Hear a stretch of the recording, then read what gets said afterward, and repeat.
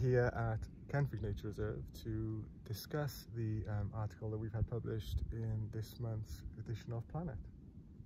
So in the past few years, I've been doing a lot of anti-violence advocacy work. I do a lot of research around writing about violence, thinking about trauma and healing.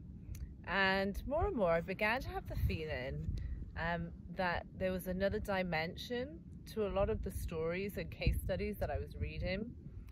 What became clear to me was really that the environment is part of it, and this brought me towards thinking about eco-justice, which is this idea of just exploring and being aware of how the violence or repression of women and minorities often goes alongside or in parallel with abuse and exploitation of the environment. And so I wanted to get in touch with Chris because I wanted to work with someone who really thoroughly was immersed in environmental ethics. When Zoe and I began corresponding, we found that there was a lot of common ground between our respective fields.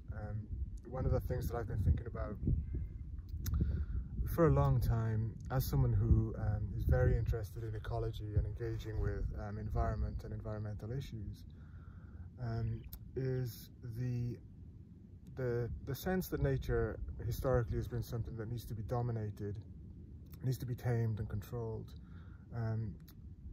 This is the kind of attitude that leads to a lot of the violence, I think, and it has its roots in a particular way of seeing the world and interacting with the world.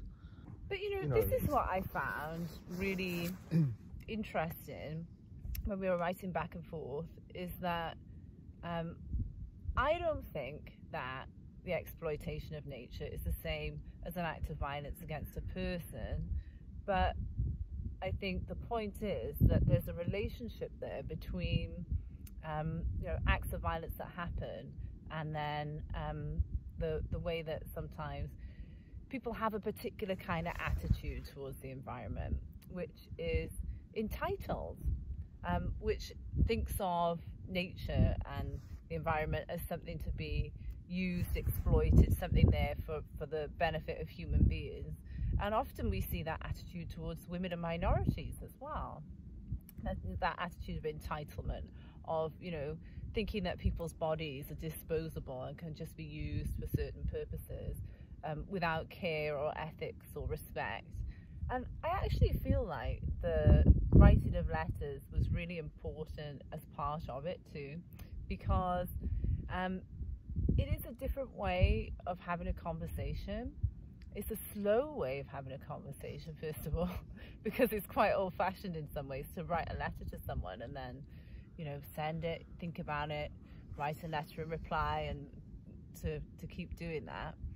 And apart from that, I think there's a kind of equality about it as well, that it's not about winning an argument, or it's not a kind of combative way of having a dialogue.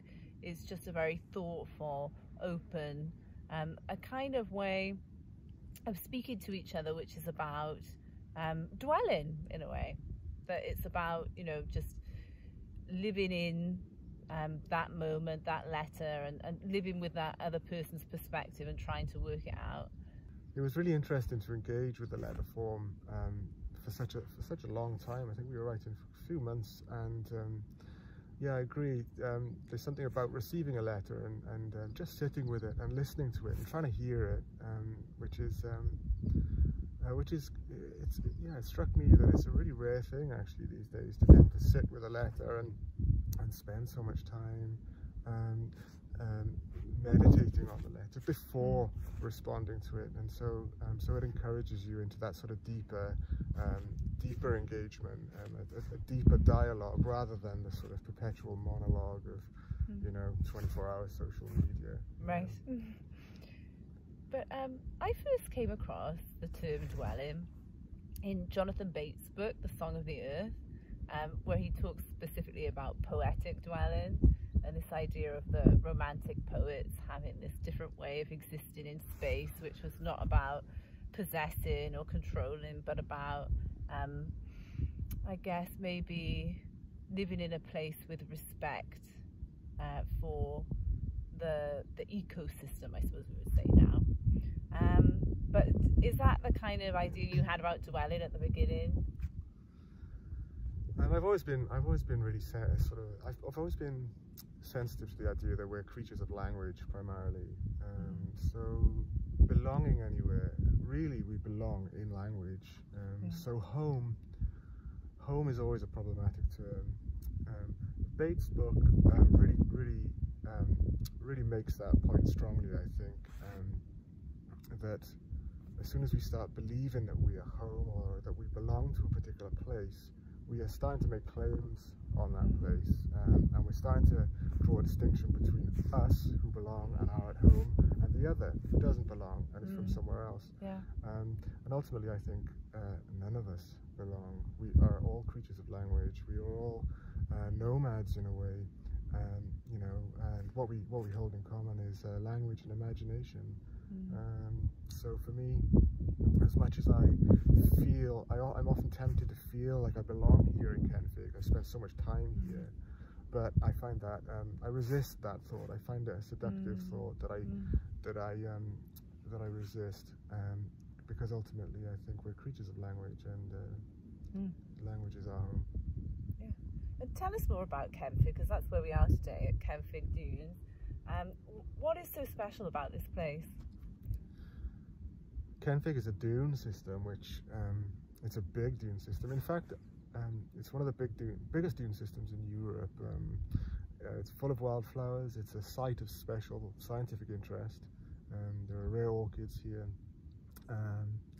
Once upon a time, there was a medieval village in Kenfig, but it's now buried underneath the sand. So there's a sort of a legendary lost home under the sand. I like the idea that the home buried under the sand is an attractive idea.